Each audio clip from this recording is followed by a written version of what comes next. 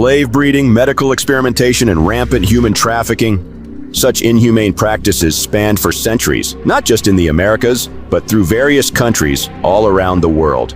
Slavery is a sin that some want to forget, and a truth that we must refuse to let die. It is a chapter in human history full of immense suffering and injustice.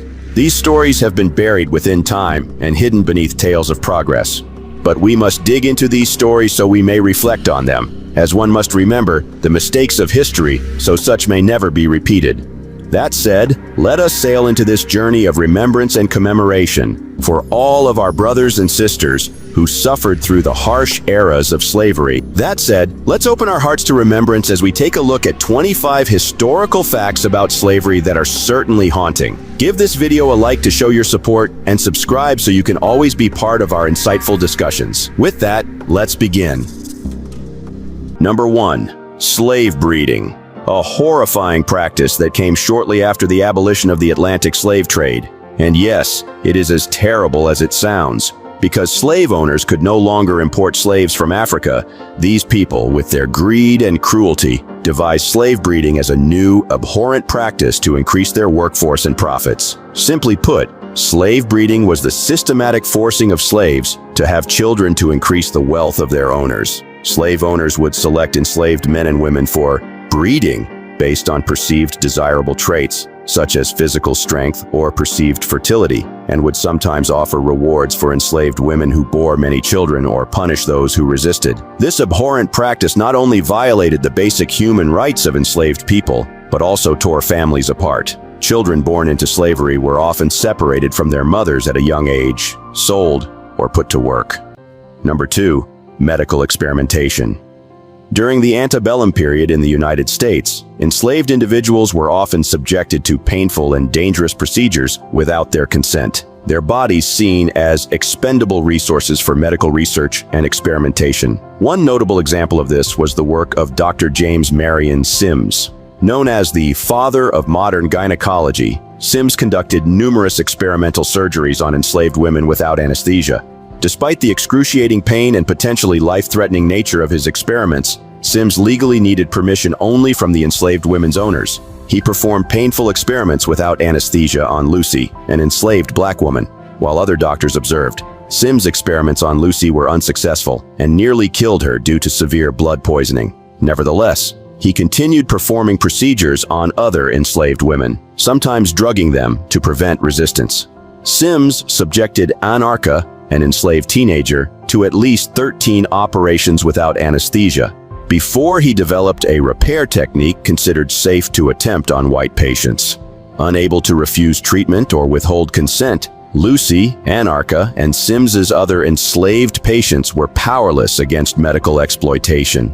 During and after enslavement, physicians often denied black people basic dignity and personhood, reflecting the dehumanizing myth that black people were less sensitive to pain than white people.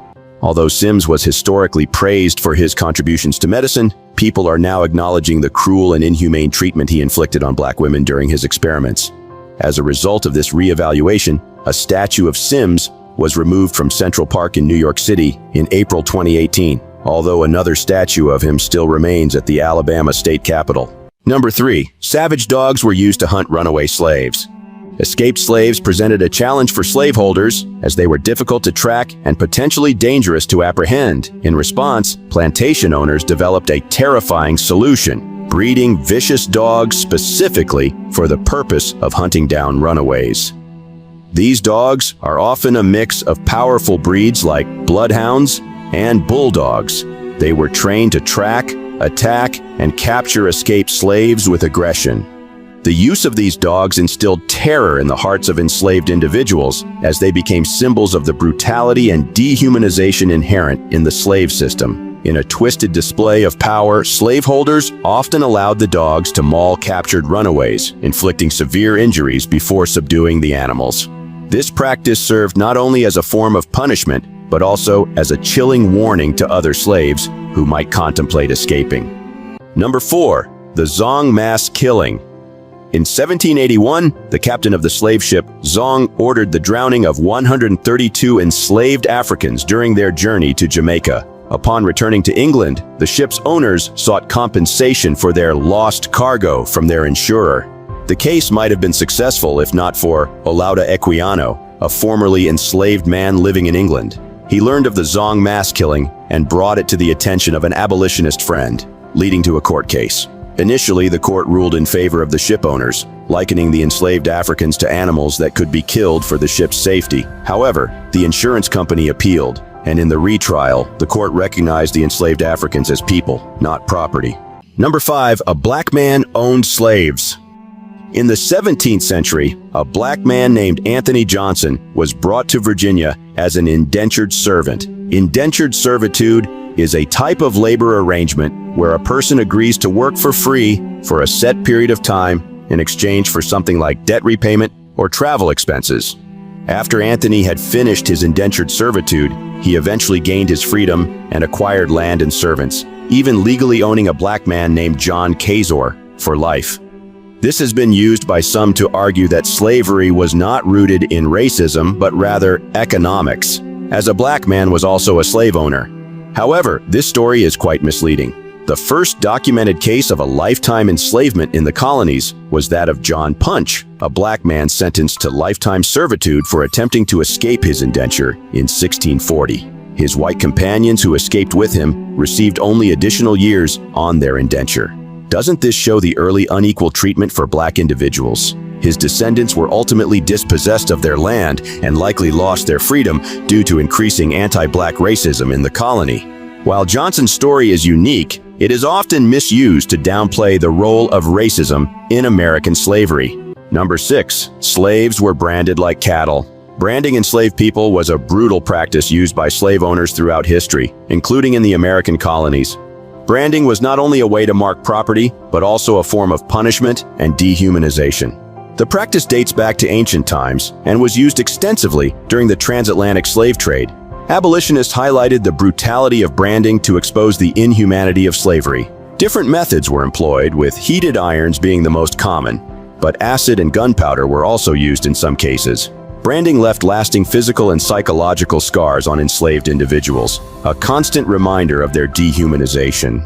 As such, some individuals attempted to alter or remove their brands as a form of resistance and defiance. Number 7, African sold slaves. The Atlantic slave trade involved the active participation of African rulers and traders who sold fellow Africans, often prisoners of war, to European slave ships. This exchange was not one-sided, as African leaders received valuable European goods, particularly weapons, in return for slaves. These weapons facilitated further conquests, leading to a cycle of warfare and enslavement within Africa. Contrary to popular belief, the initial trade between Europeans and Africans did not involve slaves. African rulers initially traded ivory and gold for European goods. However, the demand for slave labor in the Americas led to a shift in this trade, with enslaved Africans becoming a significant commodity in the exchange. This contributed to the devastating impact of the slave trade on African societies, fueling conflict and instability for centuries. Number 8, free black individuals were abducted and sold back into slavery. The Underground Railroad, a network of safe houses aiding enslaved people in their escape to freedom, emerged before the Civil War. However, a counter-network known as the Reverse Underground Railroad arose in response. This system involved kidnapping runaway slaves and free black individuals in the North, transporting them to the South, and selling them back into slavery. These kidnapped free blacks faced immense challenges in proving their freedom due to biased court systems that often dismissed their documentation as forged. Additionally, laws prohibiting blacks from testifying against whites in court further hampered their ability to defend themselves.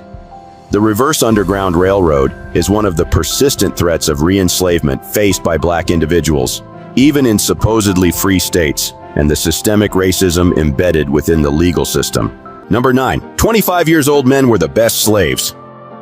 Slaveholders, driven by the pursuit of profit, provided enslaved individuals with only the bare minimum for survival, forcing them to toil from dawn till dusk.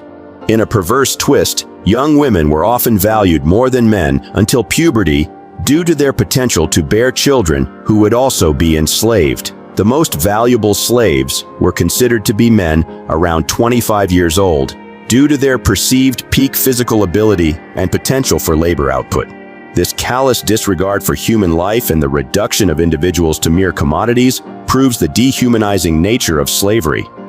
The value placed on enslaved people was not based on their inherent worth as human beings, but rather on their potential for economic exploitation. This commodification of human life was a fundamental aspect of the slave system, shaping the experiences of enslaved individuals and perpetuating the cycle of oppression. Number 10. Slave owners used a different kind of Bible just to justify slavery.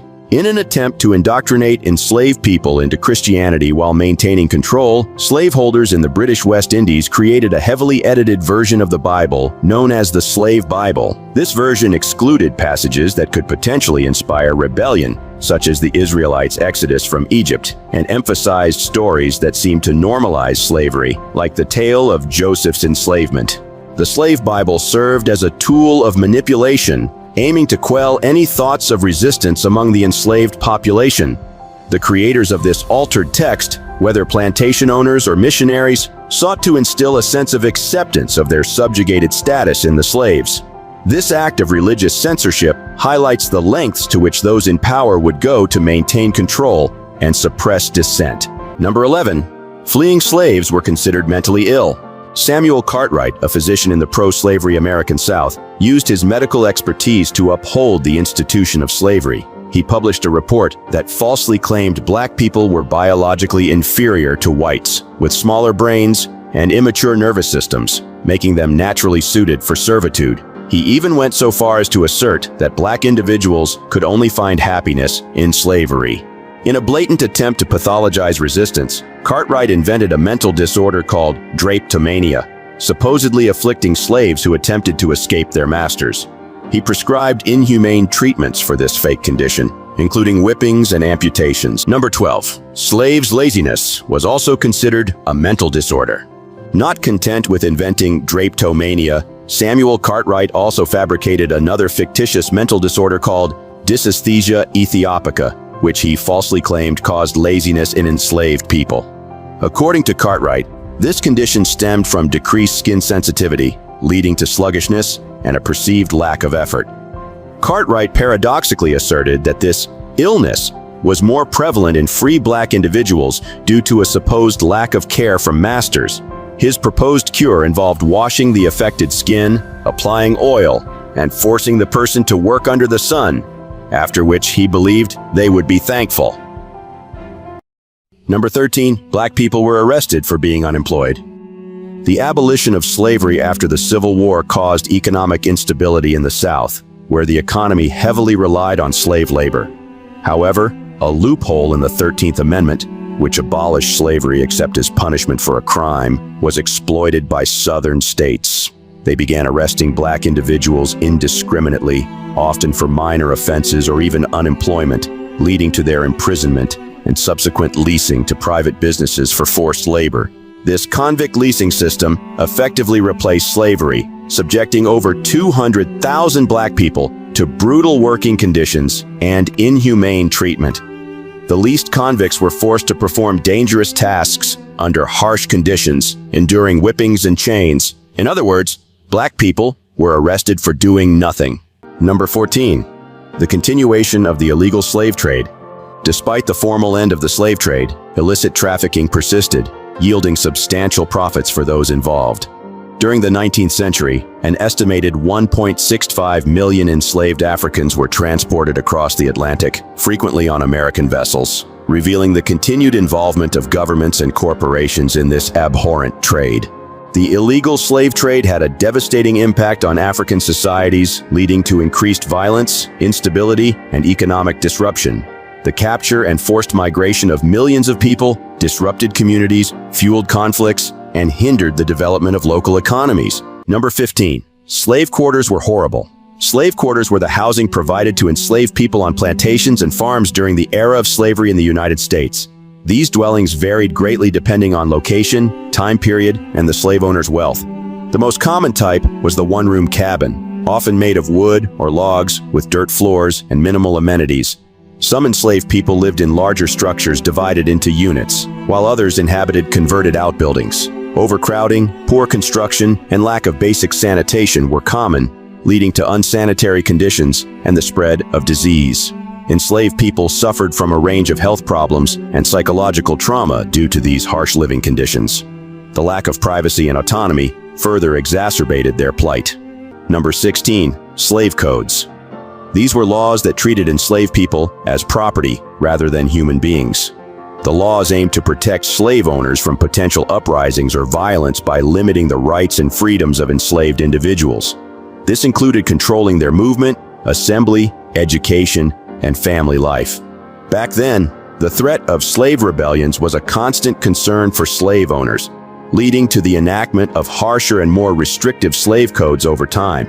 These laws not only regulated the behavior of enslaved people, but also defined their legal status based on race. Any person with African ancestry, regardless of their free or enslaved status, was considered black under these codes. Additionally, the status of a child followed that of the mother, meaning that if a mother was enslaved, her child would be as well, even if the father was free. The specific provisions of slave codes varied across colonies and states, but they all shared the common goal of maintaining the institution of slavery and the racial hierarchy it relied on. These codes ultimately stripped enslaved people of their basic human rights and subjected them to a life of oppression and exploitation. Number 17. The domestic slave trade. In 1808, the United States Congress prohibited the importation of African slaves, a move hailed by abolitionists as a step towards justice. However, this seemingly progressive act had unintended consequences. It inadvertently fueled the growth of a domestic slave trade, a cruel system that tore families apart and displaced an estimated 1.2 million individuals, most of whom were born in America. This internal trade cast a long shadow over the lives of enslaved people. The constant threat of being sold and separated from loved ones created a pervasive atmosphere of fear and uncertainty. The prospect of being sent to the harsh conditions of the Louisiana sugar plantations, with their grueling labor and high mortality rates, was a terrifying reality for many. Number 18. The Underground Railroad. In the era of slavery, the Underground Railroad was a network of routes and safe havens that facilitated the escape of enslaved people from the American South to the North. The term Underground Railroad was metaphorical, as it was not an actual railroad and did not run underground. Instead, it facilitated long-distance escapes through homes, barns, churches, and businesses. The people involved in the Underground Railroad were driven by a profound commitment to justice and the abolition of slavery, and their dedication was so strong that they risked their own lives and freedom to assist enslaved people in their journey to safety. Between 1810 and 1850, the Underground Railroad helped guide 100,000 enslaved people to freedom. Conductors led runaway enslaved people from one location to another along the routes. The safe places that provided shelter were known as stations, and those who hid the escapees were called station masters. The escaping individuals were referred to as passengers, and once they reached the safe houses, they were termed cargo. Number 19. Slave labor in urban and rural settings. Enslaved individuals were not limited to rural plantations. They also played a significant role in the labor force of urban areas like Boston, New York, Charleston, Richmond, and Baltimore, demonstrating the widespread nature of slavery throughout various settings. In urban areas, enslaved people worked in a variety of occupations, including domestic service, skilled trades, and industrial labor. They were blacksmiths, carpenters, seamstresses, cooks, and laundresses, contributing to the economic development of these cities. Despite their essential role in urban life, enslaved individuals in cities faced unique challenges, including limited social mobility and increased surveillance. Number 20. Resistance and the fight for abolition. Enslaved Africans never stopped fighting for their freedom. Their spirit was strong, and their resistance gave hope to others facing oppression. They fought back in many ways, from small acts of defiance to large-scale rebellions. Their bravery and determination inspired generations to fight for their own liberation. One powerful example of this was the Haitian Revolution in the late 1700s. Enslaved people in the French colony of Saint-Domingue rose up against their oppressors, ultimately overthrowing French rule and declaring their independence. They renamed their nation Haiti, and this act sparked many more revolutions to end slavery in all of France's colonies. Number 21. Resistance and revolts aboard slave ships. Enslaved Africans frequently resisted the brutal conditions aboard slave ships too, leading to rebellions on an estimated 10% of all voyages, especially near the African coast. They fought back against their captors using various tactics, such as refusing food and water, jumping overboard, and even organizing armed uprisings. These acts of defiance, though met with harsh reprisals, forced slave traders to increase security measures, inadvertently raising their costs and limiting the number of voyages they could undertake. Number 22. The terrifying impact of Nat Turner's revolt. Nat Turner's 1831 rebellion in Virginia struck terror into the hearts of slaveholders. A well-coordinated uprising led by a large group of black men resulted in the deaths of approximately 55 white people, exposing the vulnerability of the slave system and the potential for organized resistance. The aftermath of Turner's rebellion led to heightened paranoia and brutal reprisals against enslaved people across the South. States enacted stricter slave codes, further limiting the freedoms and rights of enslaved individuals. The uprising also intensified the debate over slavery, contributing to the growing divide between pro-slavery and abolitionist factions in the United States. Number 23. The East African slave trade continued into the 20th century. While the United States abolished the slave trade in 1808, the East African slave trade, also known as the Arab slave trade, persisted for much longer.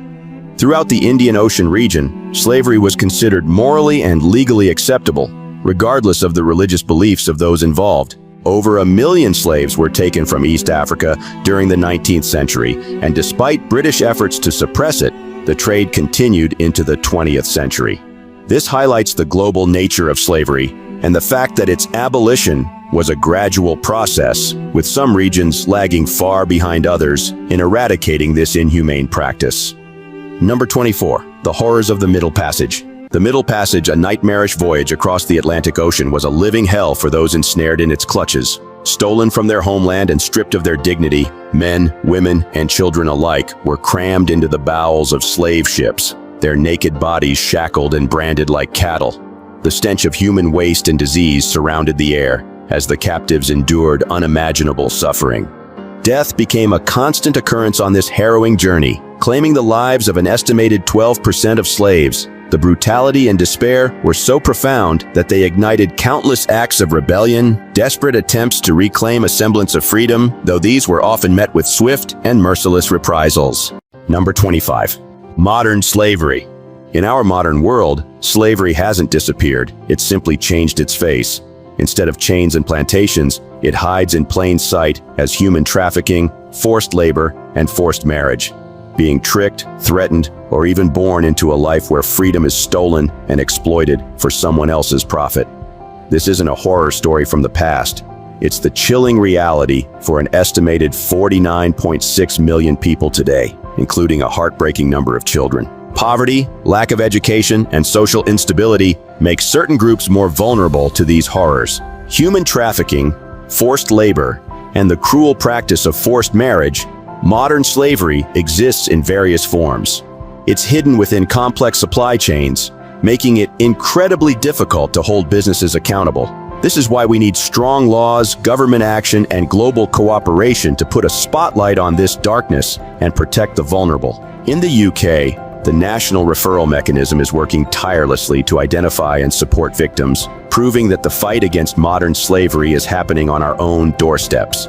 But let's not forget that this is a global issue, and we all have a role to play in ensuring that every human being has the right to live a life free from exploitation. It's a fight for freedom, dignity, and the fundamental values that make us human. We've just gone through 25 eye-opening facts about slavery, but the commemoration must not end with this video.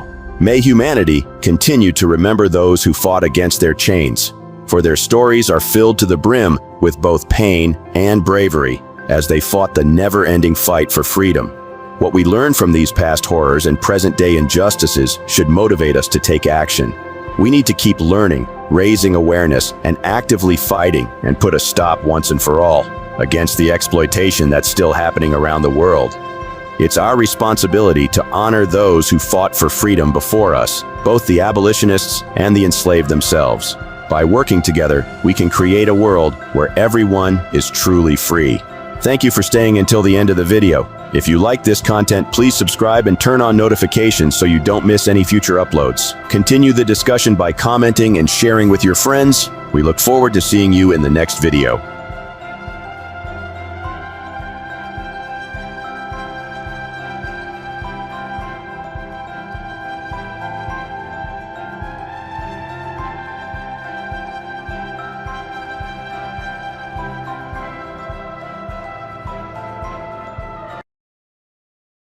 Subscribe for more.